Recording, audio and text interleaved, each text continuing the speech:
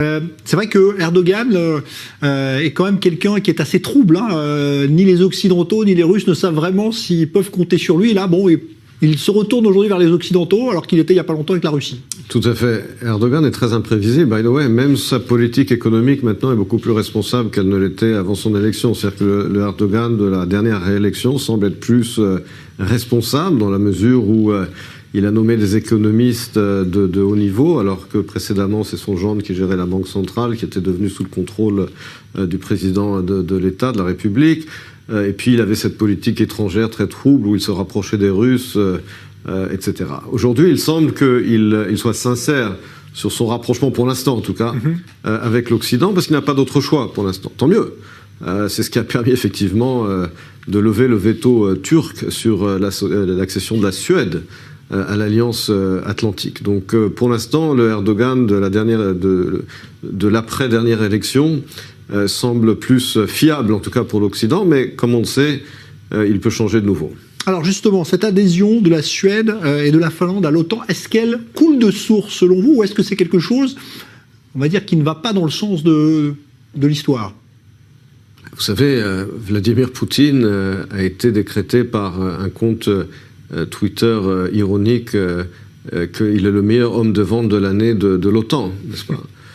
C'est lui qui a poussé ces deux pays neutres, parce que je vous rappelle quand même que la Suède et la Finlande sont des pays historiquement neutres, qui ont une frontière commune avec la Russie. C'est lui qui les a poussés dans les bras de l'OTAN. Et c'est quand même ironique, parce qu'il y a plus de 15 ans, je vous rappelle, c'était en 2007, son fameux discours extrêmement agressif à la conférence de Munich sur la sécurité.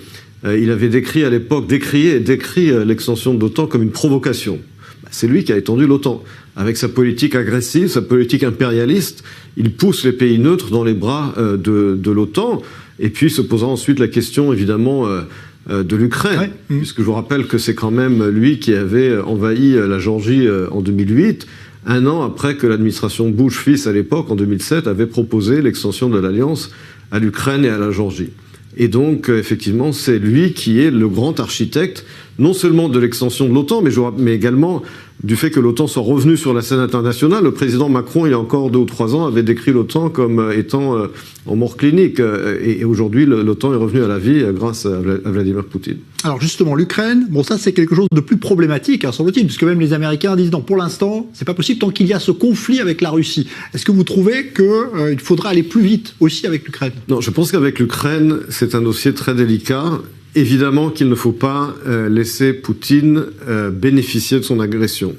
Mais il faut également être intelligent dans la gestion du dossier après la guerre. D'abord, combien de temps cette guerre va durer ? On ne sait pas. Est-ce que Poutine va tenir ? On ne sait pas. Ce qui est clair, c'est qu'on ne peut pas se permettre une victoire russe. Il faut s'assurer que Poutine ne puisse pas gagner. Après, il faudra trouver un modus vivendi, soit avec Poutine, soit avec son successeur. Cela ne signifie pas forcément que l'Ukraine devra devenir un membre plein et entier de l'OTAN. Il faudra que l'Ukraine ait des garanties de sécurité, ça oui. Mais je pense qu'il est important d'être intelligent dans la gestion de ce dossier extrêmement sensible pour la Russie. Encore une fois, il ne s'agit pas que la Russie puisse gagner des points du fait de son agression, mais il ne faut pas non plus, je dirais, créer en Russie un sentiment d'humiliation. Parce que humilier la Russie, cela aussi a des conséquences à long terme. Il faut lui faire payer, il faut que Poutine paye le prix de son erreur et de son agression, mais sans aller jusqu'à l'humiliation. Donc il faudra tout simplement gérer le dossier. D'abord, il faut gagner la guerre, il faut que l'Ukraine gagne la guerre.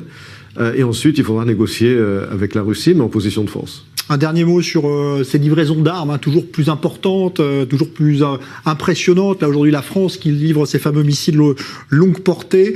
Est-ce que vous avez l'impression que c'est une bonne stratégie, qu'elle est payante ? Parce que pour l'instant, c'est vrai qu'on n'en voit pas trop les fruits sur le terrain. D'abord, on voit les fruits sur le terrain, puisque la Russie n'a pas réussi à envahir l'Ukraine. N'a pas gagné encore, oui. N'a pas gagné encore, ne gagnera pas. Et ne gagnera pas grâce d'abord à la détermination des Ukrainiens et à la détermination de l'Occident. Donc sans ces livraisons d'armes, aujourd'hui, la Russie aurait déjà envahi le pays. Donc il est important de prouver à la Russie qu'elle ne pourra pas avancer. C'est vrai que la contre-offensive ukrainienne prend du temps, elle est lente, mais encore une fois, c'est sans ces livraisons d'armes occidentales, évidemment que l'Ukraine n'aurait pas pu résister et n'aurait pas pu être en position de reprendre une certaine partie du terrain. Donc encore une fois, il y a un bras de fer il y a un bras de fer. Et comme je l'ai dit, tant que Poutine ne sera pas convaincu qu'il ne peut pas gagner, et tant qu'il ne sera pas convaincu également que son régime est menacé, je vous rappelle qu'il y a encore 2 semaines, il y avait cette menace de coup d'État. Il faudra ensuite négocier, mais comme je l'ai dit, que l'Ukraine et l'Occident soient en position de force face à la politique impérialiste et agressive de Poutine.